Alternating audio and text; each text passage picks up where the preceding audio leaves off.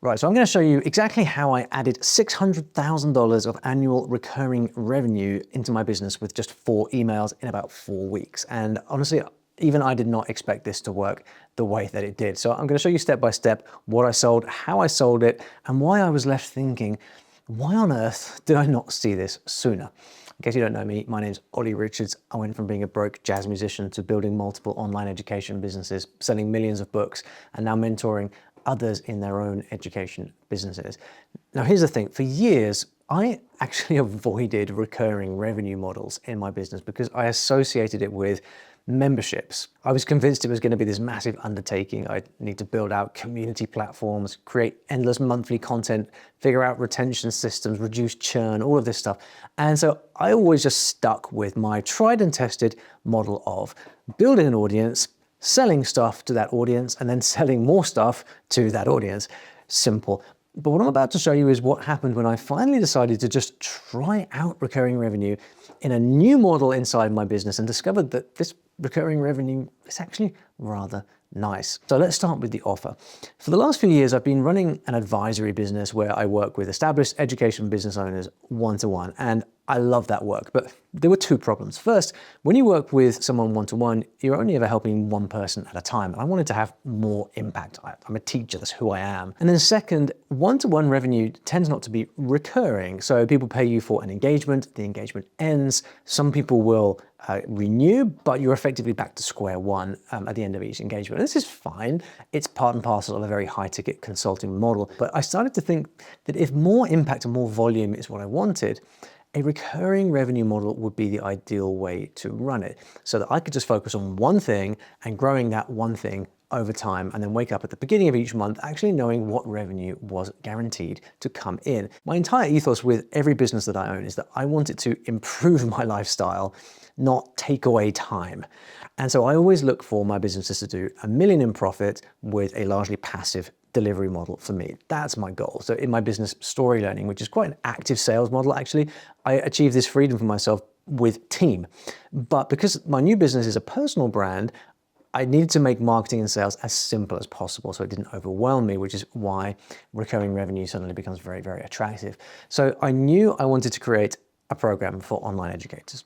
I knew I wanted it to be based on recurring revenue, slightly more affordable than my one-to-one work, which is admittedly quite expensive, and I wanted to have some elements of scalability. But that's all I knew. I didn't have anything else figured out. All I had was an intention. And this stage of not knowing exactly what a new product looks like is actually an incredible opportunity if you know how to make the most of it. We'll get to that later. So from all of my one-to-one work, I had learned that most education business owners need 3 things. 1, they need to understand where the constraints and limitations are in their business right now.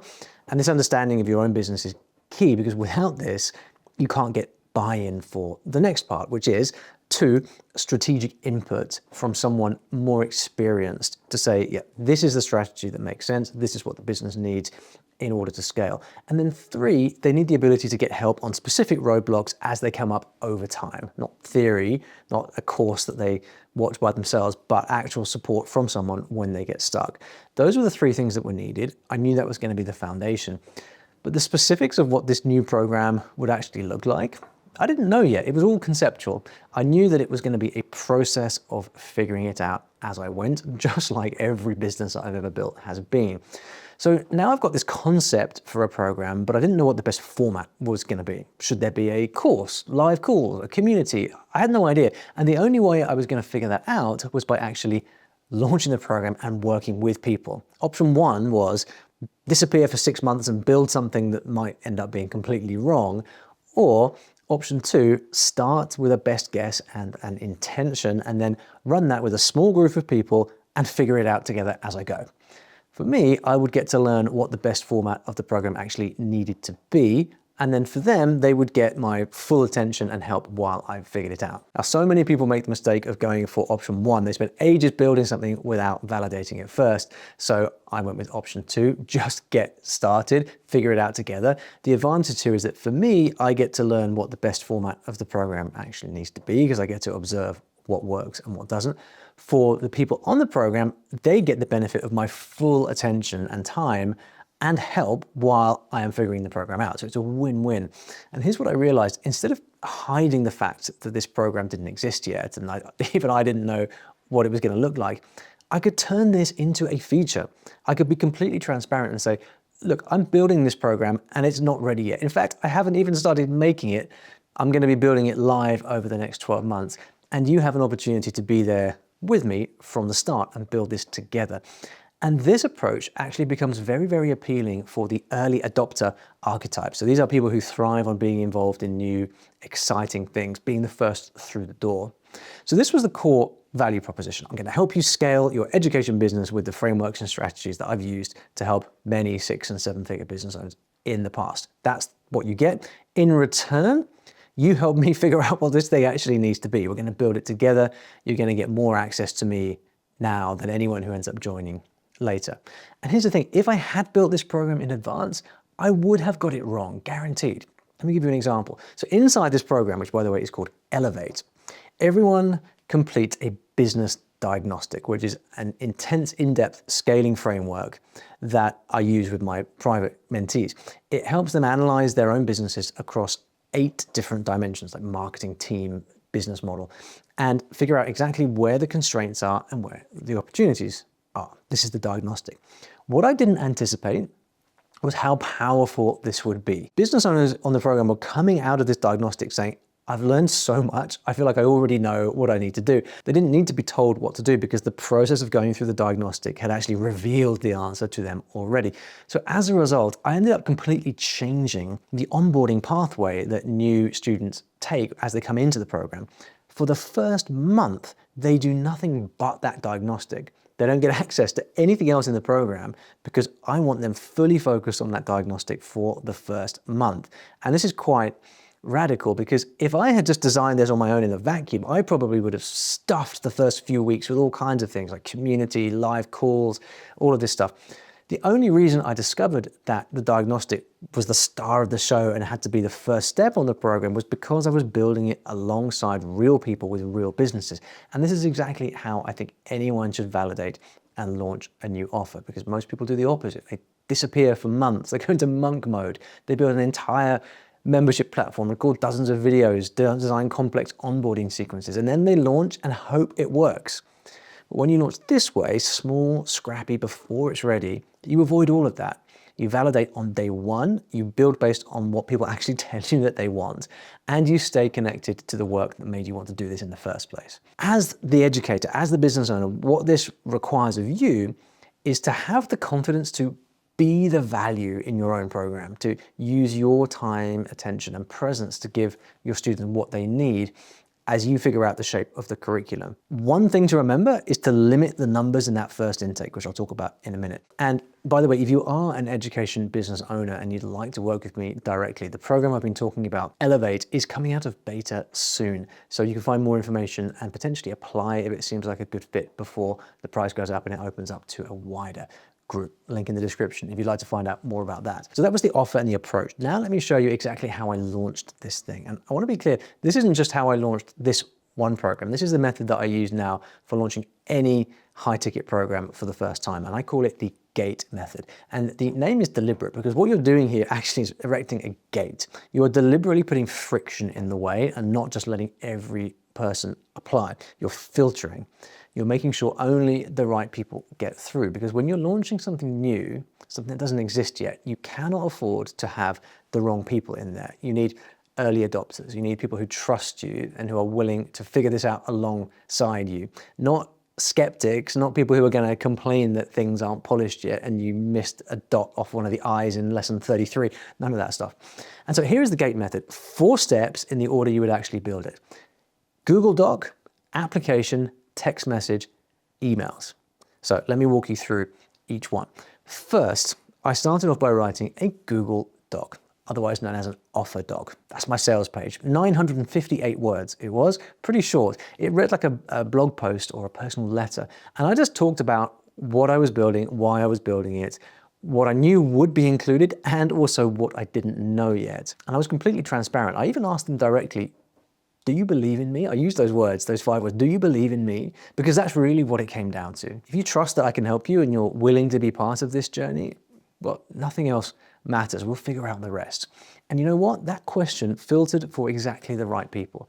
The ones who said yes were this early adopter archetype. They were supported. They were bought in from the beginning, exactly who you want when you're building something new. And at the end of this offer doc, there was a link to apply. No fancy sales page, no BSL, no webinar funnel, just a simple, humble Google Doc. It took me maybe an hour to write. With the copy, you call out the right people and you repel the rest. And this is the first layer of filtering. Next, I created an application. So from the Google Doc, they go to guess what? A Google form.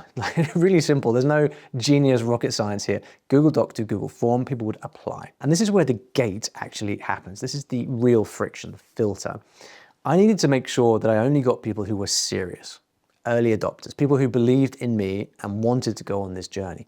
So the application asked a few basic questions about their business, what they were working on, what they needed help with, nothing complicated. But it was enough for me to see whether they were a good fit. And whenever you're creating an application, all you want to do is ask yourself, based on what I know about people who are a good fit and not, what is the information that I need in order to, in advance, identify the right people? And then that's what goes in your application. It was nothing complicated, just enough for me to see whether they were a good fit or not. But here's the thing, by making people fill out a form and applying, you are already filtering. If someone can't be bothered to spend 5 minutes on an application, or they write like one-line answers, they're not the right person for a founding cohort. So the gate is now doing its job. Once I had applications coming in, I needed a way to actually check that they were the right person and make the sale. And I decided no sales calls, no Zoom meetings, just simple text messages. Text, that's it. So once someone applied, I'd look at their application. If they seemed like a good fit, I would text them from my phone and I would say something like, hey, I got your application. Looks great. Got any questions? And that was usually it. Simple, like really just a simple, friendly conversation. Most people, turns out, were already sold by the time that they applied. They just needed to know that it was real and I'm a real person. They were talking to me and I was actually going to be there. What you're optimizing for here in the sales process is intimacy, which creates trust, otherwise known as just being a real human being, which is the easiest marketing tactic of all when you think about it. The text messaging handled that simple, intimate, personal. It's the opposite of what most people do with their like fancy sales calls and webinar funnels and things. And because you've gated this properly, you're only having these conversations with people who are already bought in. You're not trying to convince skeptics, you're just confirming good fit. So now I've got my Google Doc, my application form, and my closing process via text. All that's left to do now is to send people into this process. And for that, I just sent emails to my list. And I did what I always do. I told stories. I told anecdotes. I shared things I'd learned from helping education business owners grow. And at the end of each email, I said, and if this sounds good and you'd like to learn more about this program, here's a link. And then I send them into the start of that process with the Google Doc. There's no big launch sequence, there's no countdown timers, just useful, entertaining content with an invitation at the end. And here's where I had no idea what was about to happen. So I sent out my first email to announce the first cohort, 20 spots. And I had 20 applications within 24 hours. Then the next day, I sent a second email because I'd already written it, and I had another 10 applications. So that was 30 applications right from the beginning. And I'd already decided I was going to have a maximum of 20 spots. So I was oversubscribed in principle on day 2. So I just stopped emailing. I'm not going to email anymore. And I started looking at the applications. And what I found was most of the people applying were a good fit. I texted them. I closed 20 places, job done. And I thought, okay, it shouldn't be this easy. This must just be beginner's luck. So I better get on and build the product now. And so I did. I got started building the program on the fly, delivering it live as planned. And after a couple of months, this first diagnostic part of the program was ready. So I thought, I wonder if I can find more people now to test the flow. So can I sell more spots to more people, get them in, have them come through the process and enjoy and benefit from it just as much as the first cohort did? So I went back and I did it again. I sent another 2 emails and I got another 30 applications. Another 20 or so people joined, and after a few more people in the following weeks, we ended up with about 50 people in the program and $50,000 a month or $600,000 annually in recurring revenue. So at that point, I just shut it down. So like, that's it. I just want to make sure that I can deliver for everyone who's in the program before I thought about taking in anyone else. And to be honest, I was pretty happy with this because at this stage, I'm not interested in scaling this business to the moon. It's much more important to spend a year or so working with people to actually refine the program, make it as good as it can possibly be. That's how you get people results, and that is how the brand ends up becoming the strongest that it can be. And I've got to be honest, I was pretty surprised how quickly all of this happened, but I also felt like I was learning an important business lesson 10 years too late. Better late than never, right? Because as soon as I now had this additional revenue stream of $50,000 a month coming into the business, it was a huge psychological shift because now in my mind, all I have to think about now is focusing on these people and delivering on the promise of helping them scale their businesses. It's a different experience of business to wake up on the first day of every month knowing that that is coming in. So I'm a little bit late to the party, to the MRR party, but I'm converted. But of course, this is just the first step. A mistake I've made in the past is to get too comfortable with the early success of a new program and to rest on my laurels a little bit. What I know now is that there are two keys to capitalizing on something like this. First of all, use the goodwill you receive from your early adopters to build the program well from the beginning. And then second, reinvest the money you make back into marketing. Because guess what? Selling beta is easy. Marketing at scale is inevitably going to be the real challenge. Approximately 1 billion times harder. I did the calculations. So look, I've just walked you through the GATE method: Google Doc, application, text messages, emails. And I know what you might be thinking, that's it? That's embarrassingly simple. And you're right, it is. Even I was surprised. But here's the thing, the tactics are not the point. Launch tactics are a little bit like paid ads. It's not the tactic or the ad that brings the value. The true value is the underlying asset that you spent years building. All this actually worked because of one thing. I'd spent 2 years building an audience, and not just any audience, a specific audience of education business owners who already had an established business. And when I sent out these emails to the new program, I was not shouting into the void. I was talking to people who already knew me and trusted me. Audience really is the #1 asset these days. Your personal brand lasts forever. It gives you advantages that no other corporate brand can have. Products come and go, platforms change, but if you've built an audience that trusts you, you can launch anything. 4 emails, a Google Doc, and 600K in annual recurring revenue. All you have to do is maintain intimacy through the sales process, and that's it. That's why I sold via text message. That's why my sales page was a Google Doc. In a world full of AI-generated nonsense and automated funnels, the most powerful thing you can do is to be a real person. So if you're thinking about launching a high-ticket offer like this, here's what you need to know. High-ticket is actually far easier to sell than low-ticket products. The customers are better. You can deliver a better result because you're actually there to help them. And you don't need thousands of customers. You need a few dozen of the right people. I mean, look at my YouTube channel. I've got about 3 subscribers. Maybe 4 by the time this video goes live, if I'm lucky. So this time it worked, and I'm grateful, and I'll take the win, but it doesn't always.